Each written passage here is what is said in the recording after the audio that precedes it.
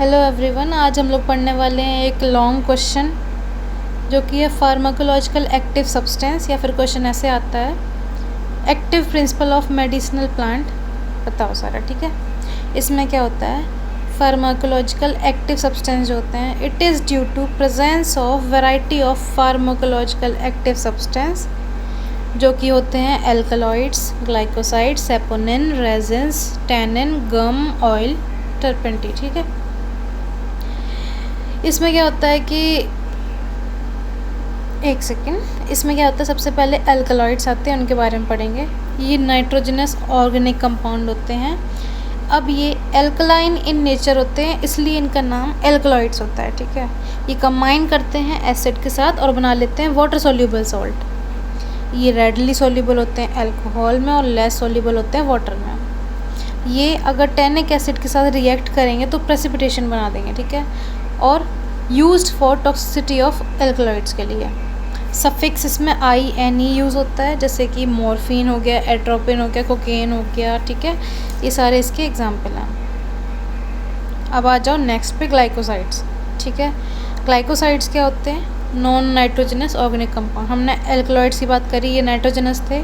Glycosides जो होते हैं नॉन नाइट्रोजनस होते हैं। ठीक है, ये न्यूट्रल इन नेचर होते हैं। एल्कलॉइड्स जो थे वो एल्कलाइन इन नेचर थे।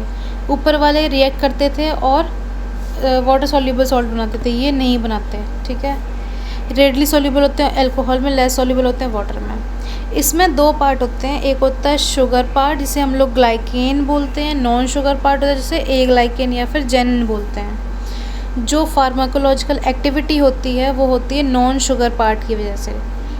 इसमें क्या होता है कि जो ग्लाइकेन पार्ट होता है वो सॉल्युबिलिटी, टिश्यू परमिबिलिटी प्रोवाइड करता है। जो नॉन शुगर पार्ट है वो फार्माकोलॉजिकल एक्टिविटी प्रोवाइड करता है। इसमें सफिक्स IN है, जैसे कि डिजिटॉक्सिन, जेलेटिन, जिटॉक्सिन, ड्यूरिन। ठीक है,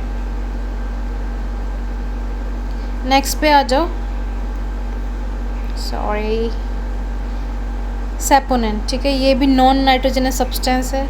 ये फ्रोथ या फिर फोम बना लेता है जब हम लोग वाटर के साथ इसको शेक करते हैं, और हाइड्रोलिसिस की वजह से स्प्लिटिंग ऑफ शुगर पार्ट और नॉन शुगर पार्ट हो जाता है। इसमें नॉन शुगर पार्ट को हम लोग सेपोजेनिन बोलते हैं। ठीक है, इसका क्या है, ये सब क्लास होता है ग्लाइकोसाइड्स का। कौन, saponin.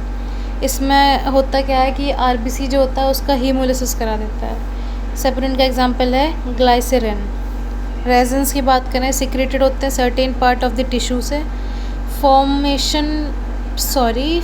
Form by oxidation and polymerization of volatile oil.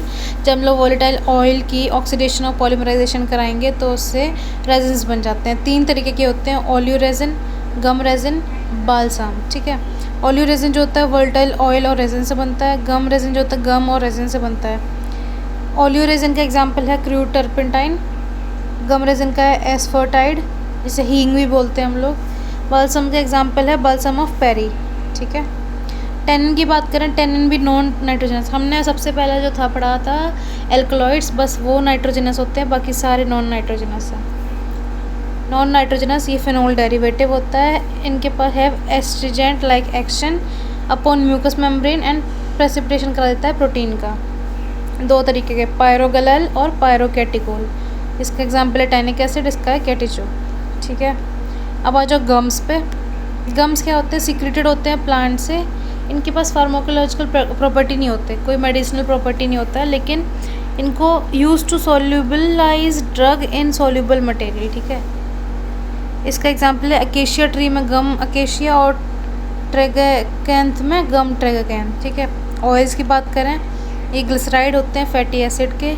Liquid होते हैं हाई टेम्परेचर पे, हाई कैलोरीफिक वैल्यू होती है, इसीलिए बोलते हैं जब हम लोग फैट का कंज्यूम ज़्यादा करते हैं तो हम लोग मोटे हो जाते हैं। ठीक है, ऑयल्स जो होते हैं 3 तरीके के, वोलेटाइल ऑयल जिसे फ्लेवरिंग ऑयल भी बोलते हैं, एसेंशियल भी बोलते हैं, एरोमेटिक भी बोलते हैं। इसमें क्या होता है, यूकेलिप्टस ऑयल आता है, क्लोव ऑयल आता है। ये alkali solution of its oil को हम लोग एसेंस बोलते हैं। ठीक है, फिक्स्ड ऑयल की बात करें, इसको नॉन वोलेटाइल ऑयल भी बोलते हैं। Glyceride of oleic acid, stearic acid, palmitic acid, इसको फिक्स्ड ऑयल बोलते हैं।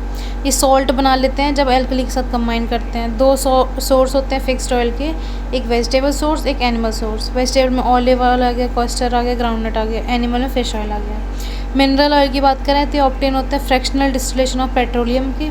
हार्ड, सॉफ्ट और लिक्विड पैराफिन जो होते हैं वो इसके एग्जांपल हैं, और इसको प्रिपरेशन ऑफ ऑइंटमेंट के लिए यूज़ करते हैं। मैंने आपको बताया था क्वेश्चन आ सकता है right about the active principle of medicinal plant. ठीक है, सारा आपको लॉन्ग नोट में लिखना है। दूसरा क्वेश्चन आ सकता है कि एल्कलॉइड और ग्लाइकोसाइड्स में डिफरेंस बताओ। बाकी तीसरा क्वेश्चन आ सकता है कि एल्कलॉइड या फिर ग्लाइकोसाइड्स पे शॉर्ट नोट लिखो। That's it for today's video. Thank you, bye bye.